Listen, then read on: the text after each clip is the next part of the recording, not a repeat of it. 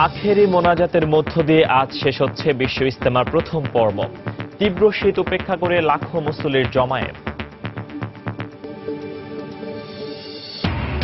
আগামী নির্বাচনে দলের ইশতেহার নিয়ে কাজ করছে আওয়ামী লীগ, জানালেন প্রধানমন্ত্রী। নির্বাচনের প্রস্তুতি নিতে নেতাকর্মীদের নির্দেশ। নারায়ণগঞ্জের আলোচিত ৭ খুন মামলার রায় আগামীকাল। সর্বোচ্চ শাস্তির প্রত্যাশা আইনজীবী ও স্বজনদের।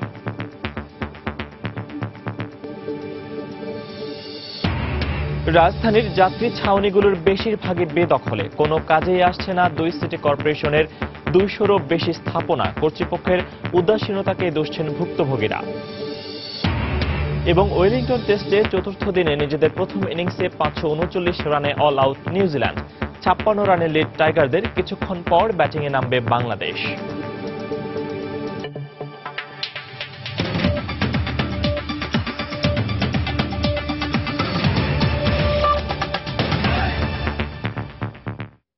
সময় সংবাদে সঙ্গে আছি আমি ফয়সাল মোর্শেদ। আখেরি মোনাজাতের মধ্য দিয়ে আজ শেষ হচ্ছে ৫২তম বিশ্ব ইজতেমার প্রথম পর্ব। আল্লাহ সন্তুষ্টি লাভের আশায় টঙ্গীর তুরাগ তীরে চলছে ইবাদত বন্দেগে। তীব্র শীত উপেক্ষা করে দেশি বিদেশি ধর্মপ্রাণ লাখো মুসল্লি আখেরি মোনাজাতে অংশ নিতে জড়ো হচ্ছেন তুরাগ তীরে। শেষ দিনে আখেরি মোনাজাত হওয়ায় ভোর থেকে দলে দলে মুসল্লিরা আসতে থাকেন এই বিশ্ব জমায়েতে। এছাড়াও ইজতেমা উপলক্ষে চালু হওয়া বিশেষ ট্রেনেও বিশ্বের দ্বিতীয় বৃহত্তম এই মুসলিম জমায়েতে যোগ দিয়েছেন অনেকেই। এদিকে ময়দানে খিত্তায় খিত্তায় চলছে বয়ান ও জিকির আজকার। আখেরি মোনাজাতের জন্য মুসল্লিদের চলাচল স্বাভাবিক করতে মধ্যরাত থেকে বিশ্ব ইজতেমার আশপাশের এলাকায় সব ধরনের যান চলাচল বন্ধ রয়েছে। সকাল ১১টার দিকে আখেরি মোনাজাত শুরু হওয়ার কথা রয়েছে। প্রথম পর্বে দেশের নির্দিষ্ট ১৬টি জেলার পাশাপাশি ইজতেমায় অংশ নিচ্ছেন প্রায় ৫০টি দেশ থেকে আসা ধর্মপ্রাণ মুসল্লিরা।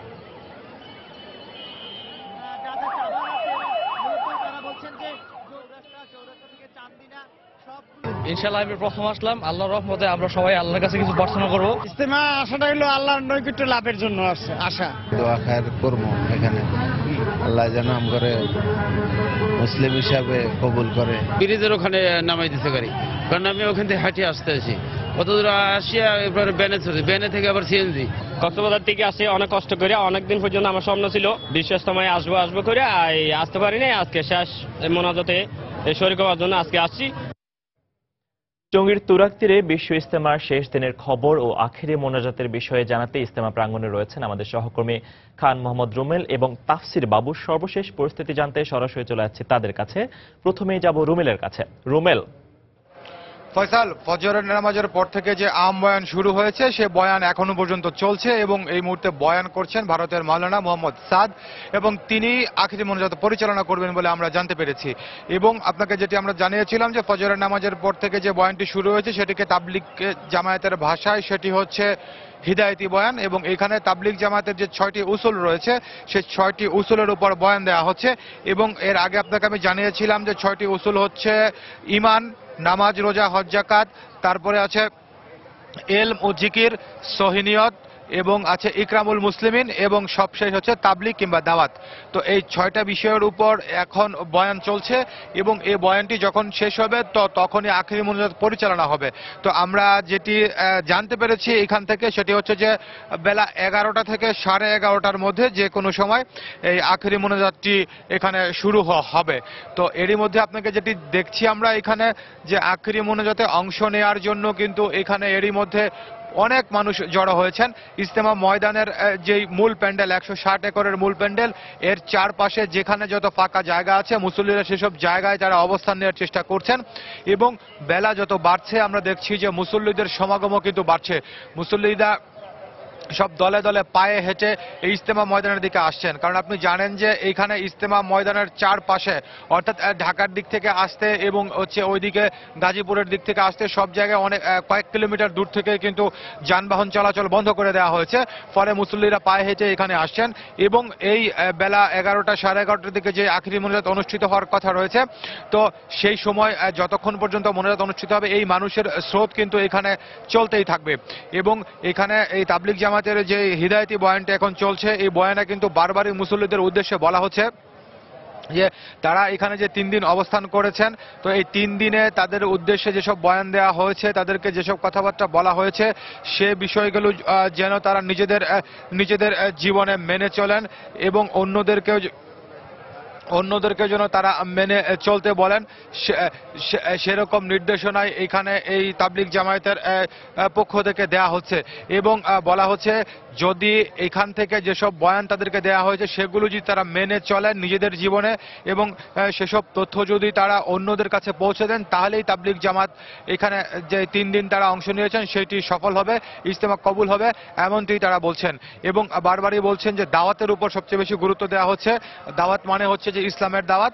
এখান থেকে বলা হচ্ছে যে যুগে যুগে আল্লাহ পৃথিবীতে নবী রাসূল পাঠিয়েছেন এবং নবী রাসূলরাই এই পৃথিবীতে তাদের যেই ইসলামের যে মর্মবাণী সেইটি তারা প্রচার করেছেন। কিন্তু যেহেতু হযরত মুহাম্মদ সাল্লাল্লাহু আলাইহি সাল্লাম ছিলেন শেষ রাসূল, তো তারপরে আর কোনো নবী পৃথিবীতে আসবেন না। তো সে কারণেই ইসলাম পৃথিবী যতদিন আছে ততদিন ইসলাম থাকবে এবং ইসলাম প্রচারের যে দায়িত্ব সেটি হচ্ছে ইসলাম প্রচারের যে দায়িত্ব সেটি হচ্ছে মুসলমানদের উপরে থাকবে এবং মুহাম্মদ সাল্লাল্লাহু আলাইহি সাল্লামের যারা উম্মত আছেন তারাই হচ্ছে সেই ধর্মটি প্রচার করবেন, তারাই সেই ধর্মটিকে মানুষের মাঝে পৌঁছে দিবেন। তো সেই দায়িত্ব থেকেই এখান থেকে এই শিক্ষা নিয়ে নিজেদের পরিবারে এবং নিজেদের জীবনে এই ইসলামের মর্মবাণী প্রচার করার অনুরোধ করা হচ্ছে। এবং বারবারই একটা কথা বলা হচ্ছে, সেটি হচ্ছে যে হযরত মুহাম্মদ সাল্লাল্লাহু আলাইহি সাল্লাম তার বিদায় হজের ভাষণে বলেছিলেন যে ইসলামের যে দাওয়াত সেটি তার উম্মতে মুহাম্মদের উপরই বর্তায় এবং উম্মতি মুহাম্মদীকে সেই দাওয়াত প্রচার করতে হবে। এবং এখানে উদাহরণ দিয়ে বলা হয়েছে যে হযরত মুহাম্মদ সাল্লাল্লাহু আলাইহি সাল্লাম যখন মৃত্যুবরণ করেন তখন তার সাহাবী সংখ্যা ছিল 1.25 লাখের মতো। তো তারা বলছেন যে এখন এরপরে মাত্র 15,000 সাহাবীর কবর সৌদি আরবে রয়েছে, আর বাকি সাহাবীরা এই হযরত মুহাম্মদ সাল্লাল্লাহু আলাইহি সাল্লামের নির্দেশ মতো দেশ বিদেশে বিভিন্ন জায়গায় ছড়িয়ে পড়েছেন ইসলামের মর্মবাণী প্রচার করার জন্য। তো সেই ধারাবাহিকতায় এখন যেহেতু সাহাবীরাও পৃথিবীতে নেই, তো সেই কারণেই মুসলমানদের উপর দায়িত্ব পড়েছে যে মুসলমানরা যেন উম্মতের হযরত মুহাম্মদ সাল্লাল্লাহু আলাইহি ওয়াসাল্লাম উম্মতরা যেন এই বাণীগুলো মানুষের কাছে পৌঁছে দেন এবং সেই নির্দেশই এখান থেকে বারবার দেয়া হচ্ছে। এবং আরেকটি বিষয়, এখানে আমরা যারা মুসল্লিরা ইজতেমায় অংশ নিয়েছিলেন তো তাদের সঙ্গে আমরা কথা বলেছিলাম। তো মুসল্লিরাও যেটি বলছেন যে তারা এই যে আখিরি মোনাজাত আজকে হবে, সে আখিরি মোনাজাতে বিশ্ব মুসলিম উম্মার শান্তি ও কল্যাণ কামনা করে তারা এখানে মোনাজাত করবেন এবং সেই মোনাজাতে তারা শুধু নিজেদের নয়, তারা সারা পৃথিবীর কল্যাণ কামনা করবেন। তারা প্রত্যেকটি মুসলমান যেন ইসলামের আওতায় চলে আসে সেই বিষয়গুলো তারা আখিরি মোনাজাতে তারা প্রার্থনা করবেন, এরকম কথাই মুসল্লিরা বলেছেন। এবং আমরা সকাল থেকে যেটি আপনাদেরকে জানিয়েছিলাম, আপনি হয়তো রুমিলের কাছ থেকেই শুনছিলেন ইজতেমা ময়দান এবং সেখানকার যে পরিস্থিতি সেগুলো সম্পর্কে এবং সেখানে যে বয়ান হচ্ছে এখন সেগুলো সম্পর্কে। আমরা সেখানে জেনেছি যে আখিরি মোনাজাত বা যেটিকে বলা হয় যে বিশ্ব ইজতেমার সমাপনী মোনাজাত সেটি হয়তো 11টার দিকে শুরু হবে।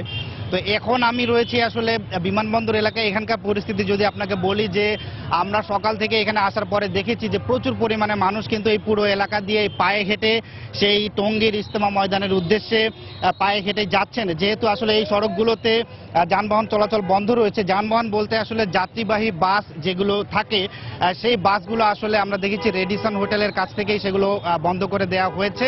আর এর বাইরে আমরা দেখছি যে মাইক্রোবাস কিংবা টেম্পু আকারে যেসব যানবাহন রয়েছে সেগুলো কিন্তু এই বিমানবন্দর সড়ক পার হয়ে কোনোটি ভেতরে ঢুকতে দেওয়া হচ্ছে, কোনোটি ঢুকতে দেওয়া হচ্ছে না। এবং ক্ষেত্র বিশেষে আমরা দেখেছি যে আইন শৃঙ্খলা বাহিনীর সদস্যরা এখানে রয়েছেন, তারা কাউকে সন্দেহ হলে তল্লাশিও করছেন।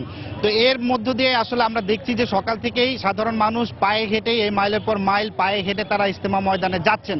এবং এই আমরা যখন দেখেছি যে খুব সকালে যখন লঞ্চ আসলে সদরঘাটে ভেড়ে সেই লঞ্চে করে কিন্তু বরিশাল থেকে অনেক লোক এসেছিলেন, তারা রেডিসন হোটেল পর্যন্ত বিভিন্ন যানবাহন ব্যবহার করে আসতে পেরেছেন। এরপরে পায়ে হেঁটে কিংবা এই বিমানবন্দর সড়ক থেকে আমরা কিছুক্ষণ আগে দেখেছিলাম যে রিক্সা কিংবা ভ্যানের মতো কিছু ছোট ছোট যান চলাচল করছে, তারা আসলে কিছু মানুষকে নিয়ে যাচ্ছিল সেই ইজতেমা ময়দানের উদ্দেশ্যে, কিন্তু এর বাইরে মূল যে মানুষগুলো হাজার হাজার মানুষ তারা কিন্তু একেবারে পায়ে হেঁটেই গাট্টি বোচকা নিয়ে ইজতেমার উদ্দেশ্যে যাচ্ছেন। এবং যেহেতু সমাপনী মোনাজাত বা আখিরি মোনাজাত শুরু হবে আর হয়তো ঘন্টাখানেকের মধ্যে, তারা সেই মোনাজাতে অংশ নিতে চাচ্ছেন। এবং এই যে তাদের মাইলের পর মাইল যে হেঁটে হেঁটে যাত্রা, এই যাত্রার মধ্যেও কিন্তু তাদের মধ্যে কোনো অভিযোগ কিংবা অনুযোগের সুর নেই, বরং তারা খুশি মনেই এই যাত্রায় অংশ নিয়েছেন। কারণ তারা বলছেন যে তাদের এই যে পদযাত্রা কিংবা প্রতিটি পদক্ষেপ এই সবগুলোই হচ্ছে আসলে ধর্মের জন্য, নিজেদেরকে পরিবর্তনের জন্য, মানবতার জন্য। এবং তারা বলছেন যে আখিরি যেহেতু লাখো মুসল্লি অংশগ্রহণ করে, সেহেতু সকলেই একসাথে মুনাজাতের যে ব্যাপারটি সেটিতে তারা অংশ নিতে চান এবং এখান থেকে যে সোয়াবের বিষয় থাকে সেই সোয়াবের তারা ভাগিদার হতে চান। তো এই ছিল আসলে সাধারণ মানুষের ইজতেমা উপলক্ষে গমন নিয়ে সর্বশেষ খবর। ফয়সাল।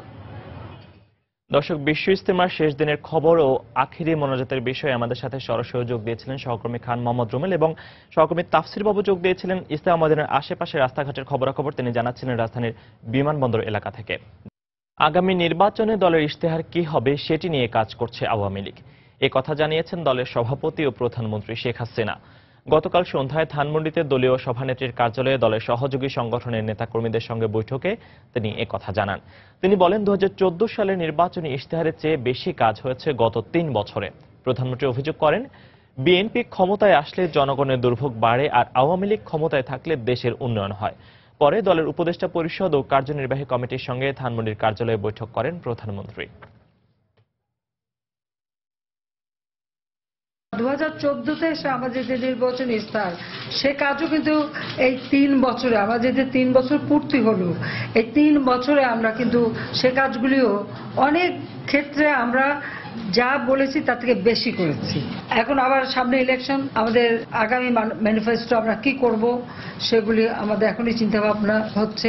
75-এর পরে যারা সরকারে আসছে তারা তো ক্ষমতায় আসছে অবৈধভাবে, সংবিধান লঙ্ঘন করে। তারা আসছে লুটপাট করতে, দুর্নীতি করতে, নিজের আখের গোছাতে। এখানে হচ্ছে বিরাট তফাৎ আওয়ামী লীগের সাথে ওই বিএনপি জামাত জোট থেকে শুরু এদের।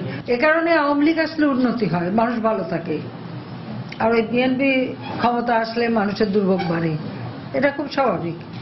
তো লুটেরা যখনই আসবে তখনই দেশের মাটিও খাবলে খাবে। কাগজে কলমে যাত্রীদের জন্য বরাদ্দ হলেও তাদের কোনো কাজেই আসছে না রাজধানীর যাত্রী ছাউনিগুলো।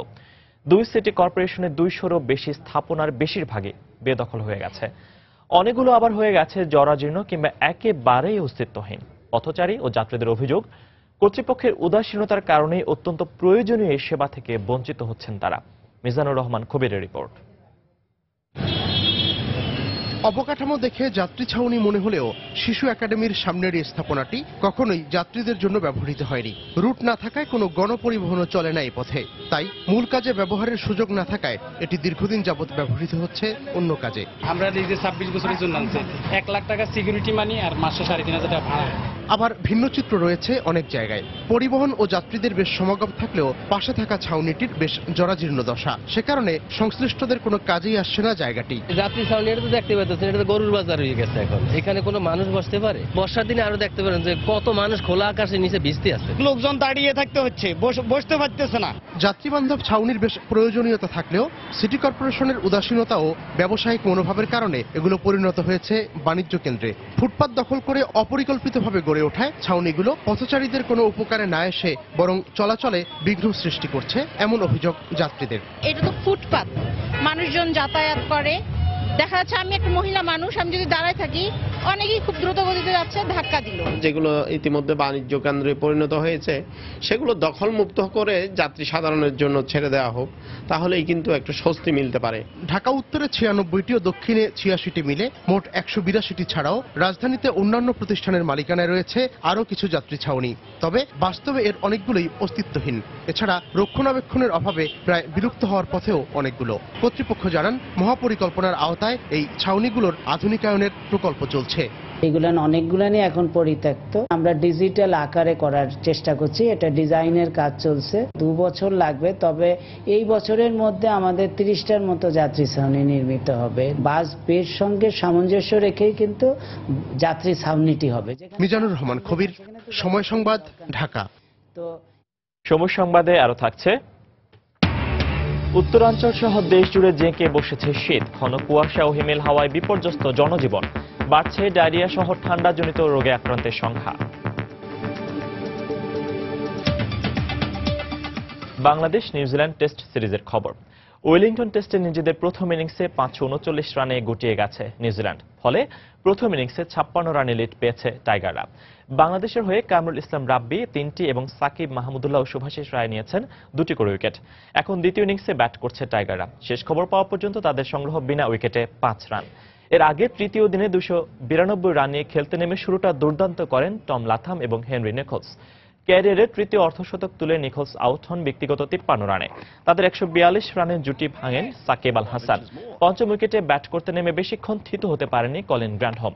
এরপরই 177 রান নিয়ে ব্যাট করা লাথামকে ফিরিয়ে কিউই শিবিরের সবচেয়ে বড় ধাক্কাটা দেন সাকিব আল হাসান। সপ্তম উইকেট জুটিতে সেন্টনার ওয়াটলিংয়ের 73 রানের জুটিতে ঘুরে দাঁড়ানোর ইঙ্গিত দেয় কিউইরা। তবে মাহমুদুল্লাহ জোর আঘাতে তা হয়ে ওঠেনি কিউইদের। এরপর উইকেট জুটিতে ট্রেন্ট বোল্টকে সঙ্গে নিয়ে কিছুটা ঝড়ো গতিতে রান তুলতে থাকেন সেন্টনার। তবে ব্যক্তিগত 73 রানে এই বাঁহাতি আউট হলে 539 রানে থামে স্বাগতিকদের ইনিংস।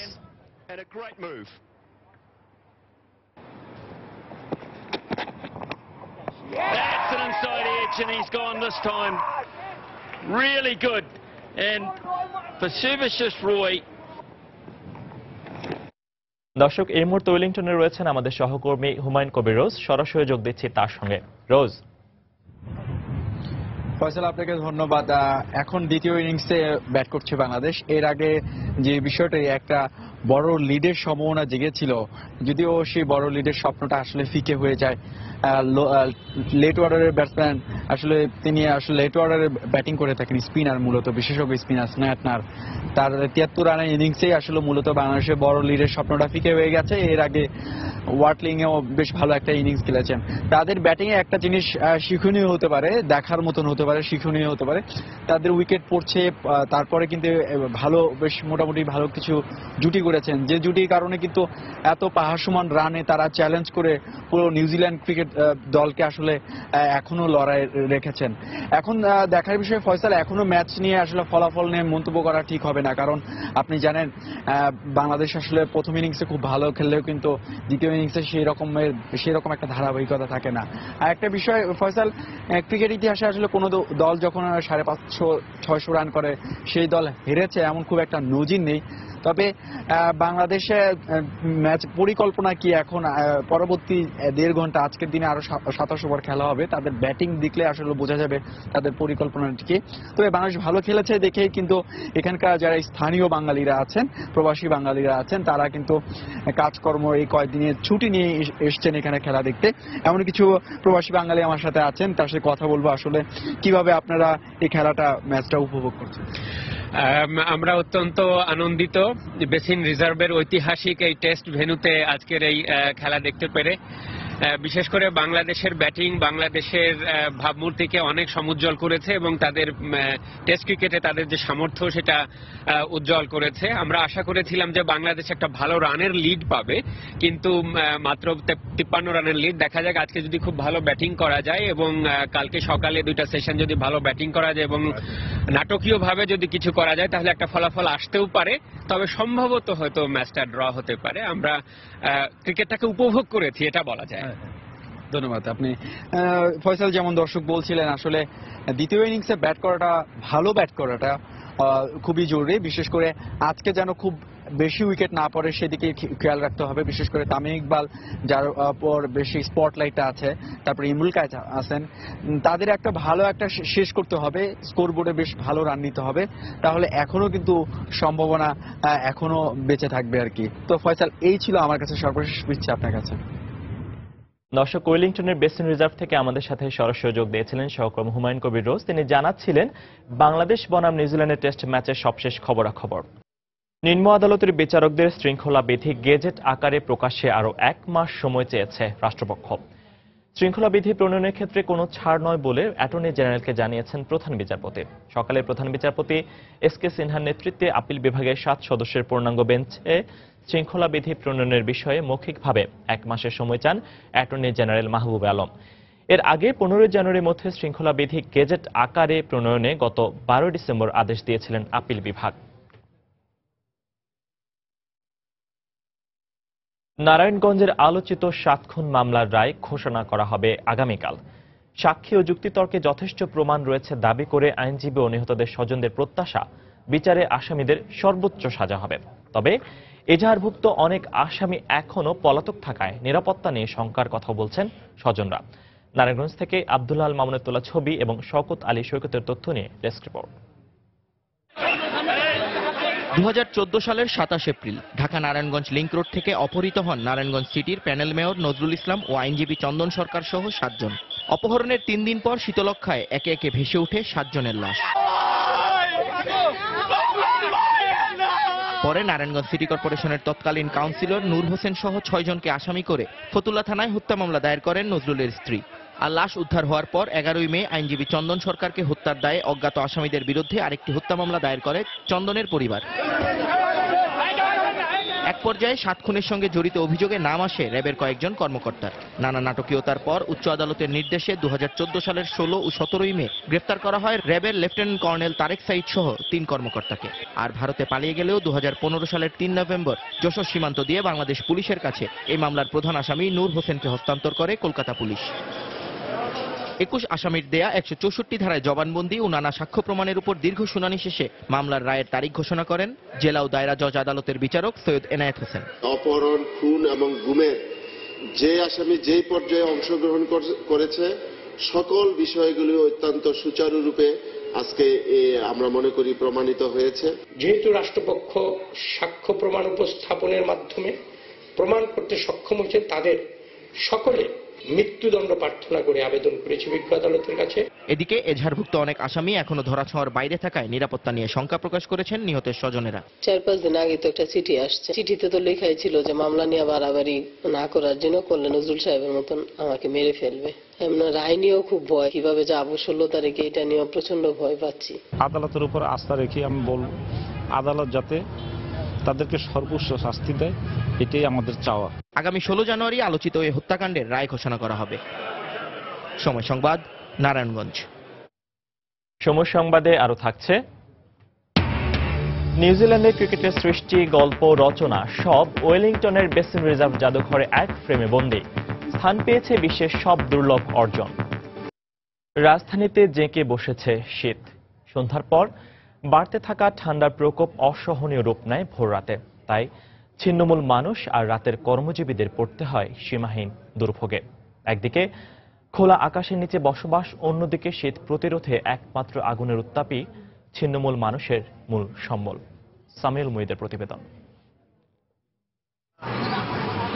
রাত 3টা, পুরান ঢাকার জনসন রোড এলাকার দৃশ্য এটি। প্রচন্ড ঠান্ডায় কোনো উপায় না পেয়ে কাগজ, ময়লা অথবা শুকনা পাতা দিয়ে আগুন জ্বালিয়ে শীতের প্রকোপের বিরুদ্ধে লড়াই করছেন নিম্নবিত্তের মানুষ। ঠান্ডা বাতাস, আগুন দাবাইতেছি ঠান্ডা ঠেলায়। ঠান্ডায় কি কষ্ট, বসতে মানুষের তো কি অশান্তি, কাপড় চোপড় শীতের বস্ত্র হারা মানুষদের কি অবস্থা। একটু গরম দিয়ে আহি, আবার আগুন খাইতে হয়, হাত পা বরফ হয়ে যায়, শরীর কাঁপানি ছেড়ে দেয়। আগুন পোহানোর তালিকায় রয়েছেন রাতের বেলায় রাজধানী জুড়ে জীবিকার তাগিদে ছুটে চলা রিকশা ও সিএনজি চালক থেকে শুরু করে নগরের মোড়ে মোড়ে কর্মরত নিরাপত্তারক্ষীরাও। বেশিরভাগ নিম্নবিত্তের মানুষই লড়াই করছেন জীবন যুদ্ধে টিকে থাকার জন্য এবং শীতের বিরুদ্ধে। মানে অনেক শীত, শীতে সিএনজি মানুষ উঠে না, ঠান্ডা, আমরা খেপ পাই না, এই জন্য আগুন হইতেছি। যাত্রী কম পাওয়া যায়, শীত না, যাত্রী রিক্সায় উঠতে চায় না। কষ্ট হইলে কর তো কেউর কাছে নাই, যে কার কাছে কমো, এই কষ্ট করে কাম করতে হবে। শীতের প্রকোপের বিরুদ্ধে উষ্ণতার বার্তা নিয়ে ভোরে সূর্যোদয়। হাড় কাঁপানো শীতে টিকে থাকতে গৃহহীনের জন্য প্রকৃতির এক অমূল্য উপহার। সামিউল মুহিদ, সময় সংবাদ, ঢাকা। রাজধানীর মতো দেশের অন্যান্য এলাকাতেও তীব্র শীতে বিপর্যস্ত হয়ে পড়েছে জনজীবন। প্রচণ্ড শীতে ব্যাহত হচ্ছে উত্তরের জেলা কুড়িগ্রামের জনজীবন। সকালে জেলায় সর্বনিম্ন তাপমাত্রা 6.6 ডিগ্রি সেলসিয়াস রেকর্ড করেছে স্থানীয় আবহাওয়া বিভাগ। তীব্র শীত আর কুয়াশায় ধানের বীজতলা নষ্ট হয়ে যাওয়ায় হুমকির মুখে পড়েছে আসন্ন বোরো মৌসুমের চাষাবাদ।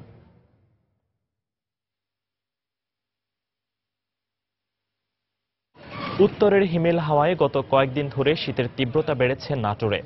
ব্যাহত হচ্ছে স্বাভাবিক জীবনযাত্রা। শীতের সবচেয়ে বেশি ভোগান্তি পোহাচ্ছেন বৃদ্ধ শিশুরা। হাসপাতালগুলোতে বাড়ছে ঠান্ডাজনিত বিভিন্ন রোগীর সংখ্যা, বাড়ছে আশঙ্কাজনক হারেও।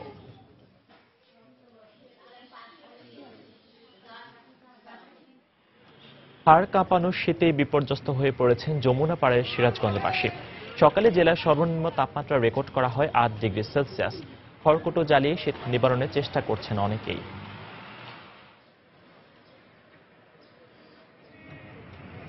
এছাড়া রাজশাহী ও পঞ্চগড় সহ দেশের বিভিন্ন এলাকায় তীব্র শীতে ব্যাহত হচ্ছে জীবনযাত্রা। এদিকে তীব্র শীতে কুষ্টিয়ায় বাড়ছে ডায়রিয়ায় আক্রান্ত রোগীর সংখ্যা। আক্রান্তদের মধ্যে শিশু ও বৃদ্ধরাই বেশি। হাসপাতালে চিকিৎসা সেবা নিয়ে নানা অভিযোগ রোগী ও স্বজনদের। চিকিৎসকদের দাবি, লোকবল ও শয্যা সংকটে সেবা দিতে হিমশিম খাচ্ছেন তারা। বাবুল হোসেনের ছবি ও এস এম রাশিদের তথ্যে ডেস্ক রিপোর্ট। গত কয়েকদিন ধরে শীতের তীব্রতা বাড়ায় কুষ্টিয়ায় বিভিন্ন বয়সের মানুষ আক্রান্ত হচ্ছেন ডায়রিয়া সহ নানা রোগে। অধিকাংশ রোগীকেই ভর্তি করা হচ্ছে কুষ্টিয়া জেনারেল হাসপাতালে। তবে হাসপাতালটিতে ডায়রিয়া ওয়ার্ডে মাত্র 10টি বেড থাকায় মেঝে ও বারান্দায় চলছে চিকিৎসা সেবা। আবার অনেক রোগী থাকছেন করিডোর ও বহির্বিভাগের সামনে। স্বজনদের অভিযোগ, ওষুধ ও বেড সংকটের পাশাপাশি রোগী দেখতে নিয়মিত ডাক্তারও আসছেন না। ডাক্তার আসেনি, বড় ডাক্তারের আশায় তো আমরা আইছি।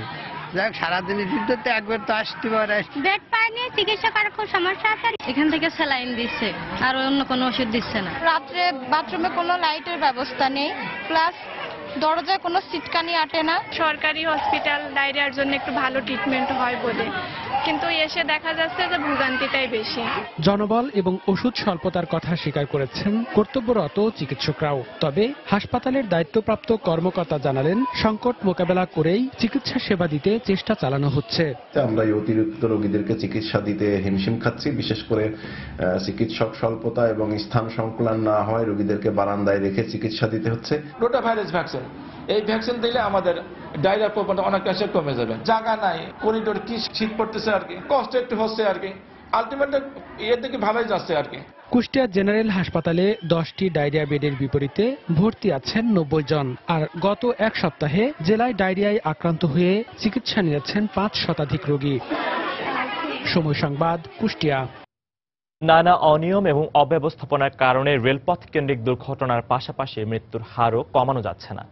গত 6 বছরে রেলওয়ের পূর্বাঞ্চলে 4421টি দুর্ঘটনায় মৃত্যু হয়েছে 4449 জনের।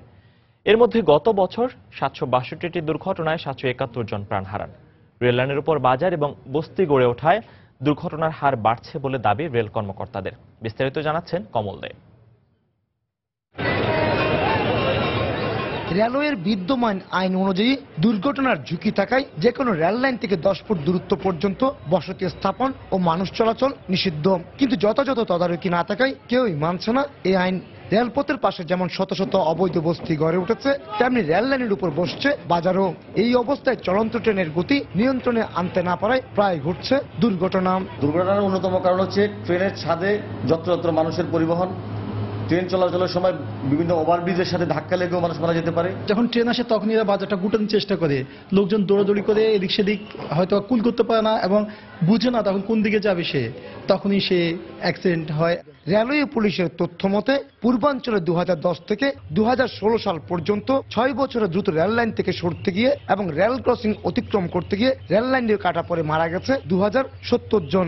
এর মধ্যে ট্রেনের নিচে কাটা পড়ে গত বছরে মারা গেছে 393 জন। অসতর্কভাবে রেল লাইনের উপর দিয়ে মানুষ চলাচল করা বা বসে থাকা বা গল্প করা এবং অসতর্কভাবে রেল লাইনের উপর দিয়ে পার হওয়ার সময় মানুষের রেলের সঙ্গে ট্রেনের সঙ্গে চলন্ত ট্রেনের সঙ্গে ধাক্কা লেগে মানুষ মারা যাচ্ছে। রেলওয়ে কর্তৃপক্ষ বলছে রেল লাইন তদারকির জন্য প্রয়োজনীয় জনবল না থাকায় কোনো ব্যবস্থা নেওয়া যাচ্ছে না। চট্টগ্রাম ডিভিশনে আমরা মাইকে স্টেশনগুলির মাইকে বলে দিচ্ছি, প্লাস স্টেশন মাস্টার বা রেলের যেসব কর্মচারী যেসব জায়গায় আছে RNB এরা সবাই কে আমরা নিয়োজিত করেছি যে তারা যেন এই ধরনের পারাপার না করে। এছাড়া গত বছর বিপজ্জনকভাবে ট্রেনের ছাদে ভ্রমণ করতে গিয়ে মারা যায় 30 জন। কমল দে, সময় সংবাদ, চট্টগ্রাম। দুর্নীতিমুক্ত দেশ গঠনে আইন মেনে চলার প্রতি গুরুত্ব আরোপ করেছেন দুর্নীতি দমন কমিশন দুদকের চেয়ারম্যান ইকবাল মাহমুদ। গতকাল সকালে রাজধানীর বনানীতে কানাডিয়ান ইউনিভার্সিটি অব বাংলাদেশের ক্যাম্পাসে প্রতিষ্ঠানটি আয়োজিত ক্যারিয়ার ইন ল শীর্ষক এক সেমিনারে এ কথা বলেন তিনি। প্রধান অতিথির বক্তব্যে তিনি বলেন, দুর্নীতি প্রতিরোধে শুধু আইন প্রণয়নই নয়, মানসিকতার পরিবর্তন জরুরি।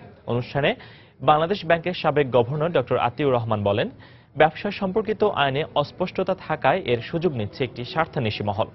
দেশের সাধারণ মানুষের স্বার্থে এ সম্পর্কিত আইনের সঠিক ব্যবহার প্রয়োজন। সেমিনারে association of private universities of বাংলাদেশের চেয়ারম্যান শেখ কবির হোসেন সহ অতিথিদের মধ্যে আরো অনেকেই উপস্থিত ছিলেন।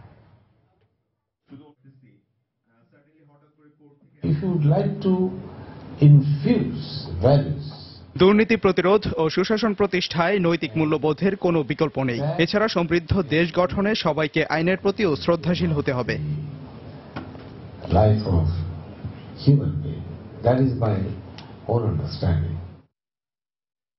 বাড়তে শুরু করেছে বাণিজ্য মেলায় ক্রেতা দর্শনার্থীদের আনাগোনা।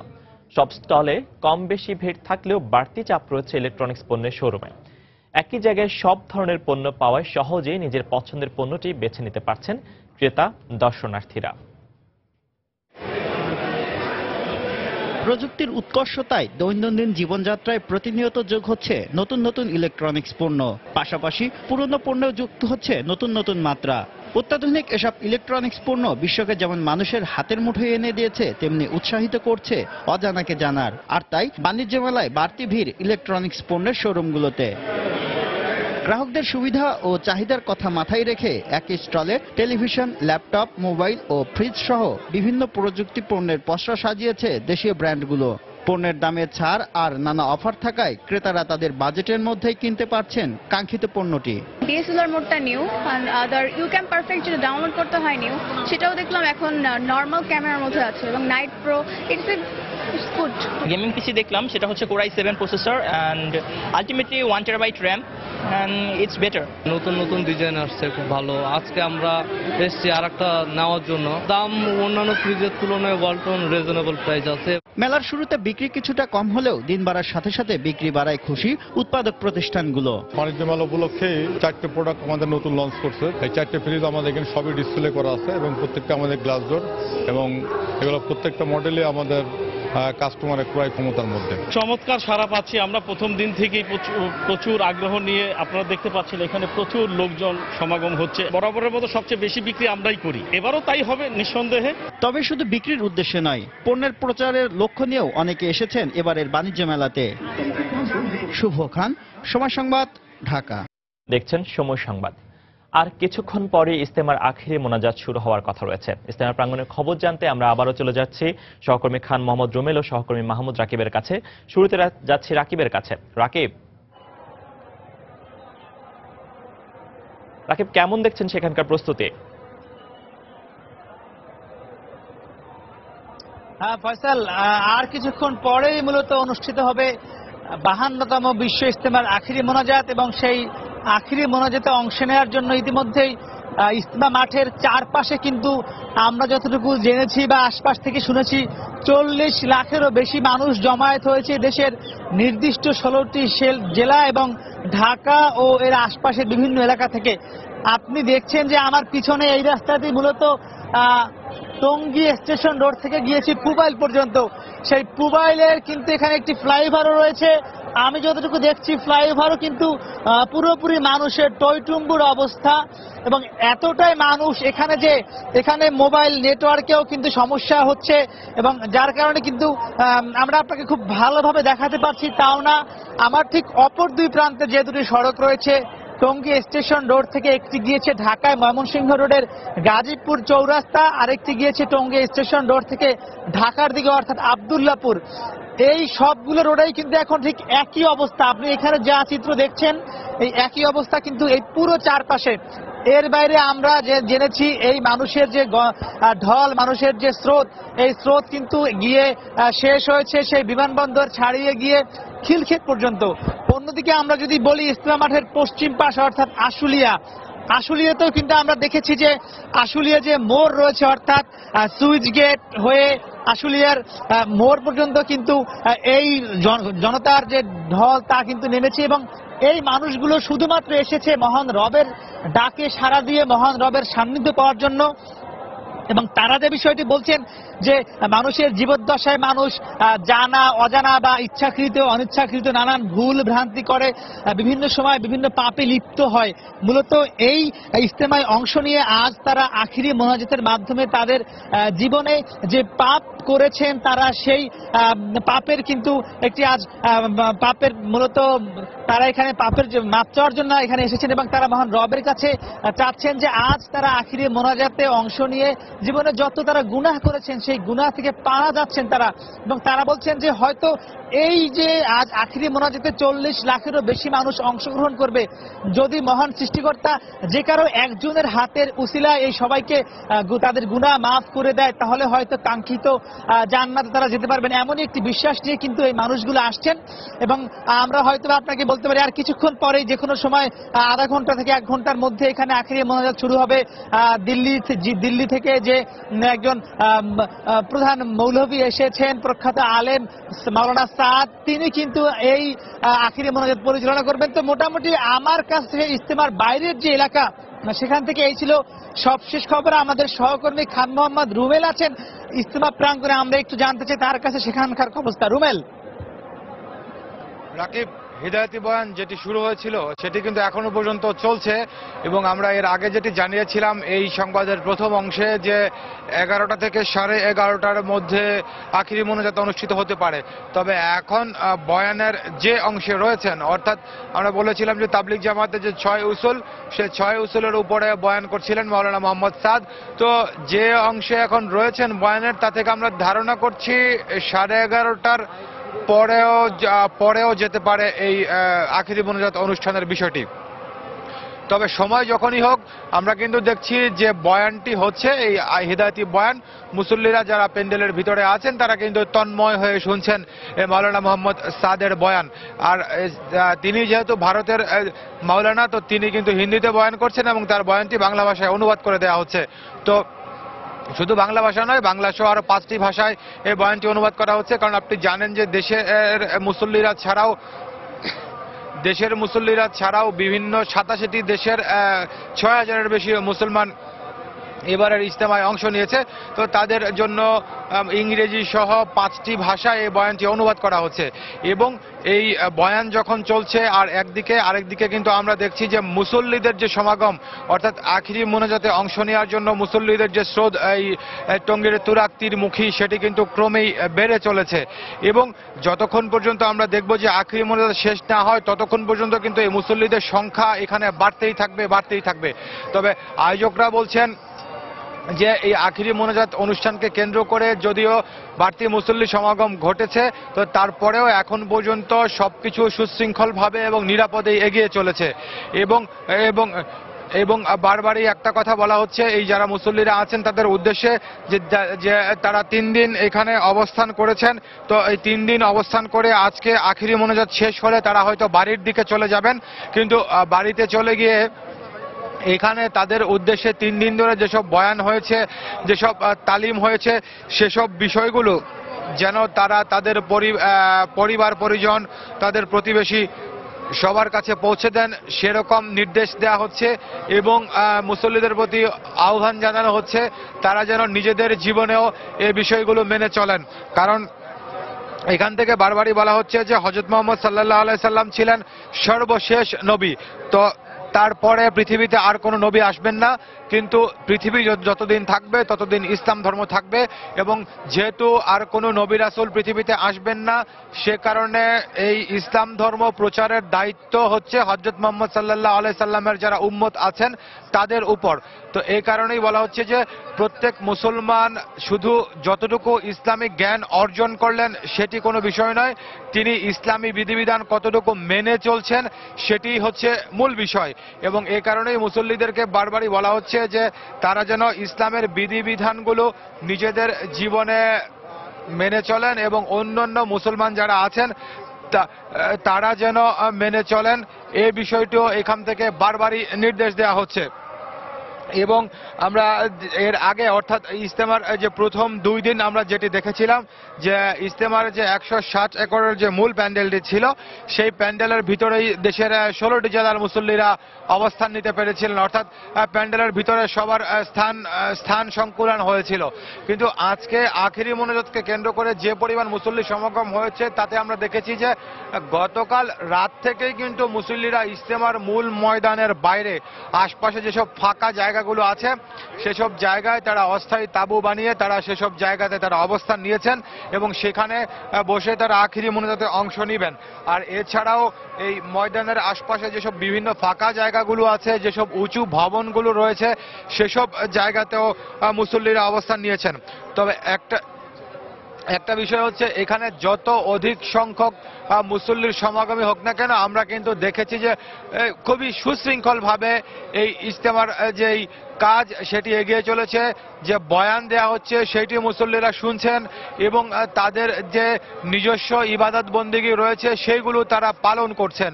এবং এখানে যারা তাবলিগ জামাতের যারা মুরব্বীরা আছেন, ইজতেমার আয়োজক, তারা বলছেন যে যদিও এই ইজতেমাকে কেন্দ্র করে বিপুল সংখ্যক আইন শৃঙ্খলা রক্ষাকারী বাহিনীর সদস্য মোতায়েন রয়েছে, এখানে ওয়াচ টাওয়ার রয়েছে, এখানে নানান ধরনের পোশাকে এবং সাদা পোশাকে আইন শৃঙ্খলা রক্ষাকারী বাহিনীর সদস্য মোতায়েন রয়েছে, তো তারপরেও শুধুমাত্র মুসল্লিরা এখানে সুশৃঙ্খলভাবে থাকছেন, মুসল্লিরা এখানে প্রত্যেকটি নির্দেশ মেনে চলছেন, সে কারণেই ইজতেমা সুষ্ঠুভাবে এগিয়ে চলেছে, এমনটাই আয়োজকরা বলছেন। তো এখন হচ্ছে আখিরি মোনাজাতের জন্য অপেক্ষা, হয়তোবা 11:30টার পরে যে কোনো সময় আখিরি মোনাজাতটি শুরু হয়ে যাবে। তো টঙ্গীর ইজতেমা ময়দান থেকে আমার কাছে এখন পর্যন্ত এই ছিল সবশেষ খবর। ফয়সাল। দর্শক, 3 দিনব্যাপী বিশ্ব ইজতেমার শেষ প্রথম পর্বের আখিরি মোনাজাত অনুষ্ঠিত হওয়ার কথা রয়েছে কিছুক্ষণের মধ্যেই। সেই খবর জানাচ্ছিলেন আমাদের সহকর্মী খান মোহাম্মদ রুমেল এবং তারও আগে আমাদের সাথে যোগ দিয়েছিলেন সহকর্মী মাহমুদ রাকিব। সময় সংবাদের এই পর্যায়ে শীর্ষ সংবাদগুলো জানিয়ে দিচ্ছি আরেকবার। আখিরি মোনাজাতের মধ্য দিয়ে আজ শেষ হচ্ছে বিশ্ব ইজতেমার প্রথম পর্ব। তীব্র শীত উপেক্ষা করে লাখো মুসল্লির জমায়েত।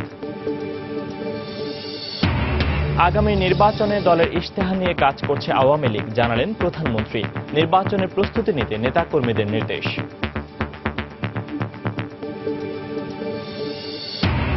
নারায়ণগঞ্জের আলোচিত 7 খুন মামলার রায় আগামীকাল। সর্বোচ্চ শাস্তির প্রত্যাশা আইনজীবী ও স্বজনদের।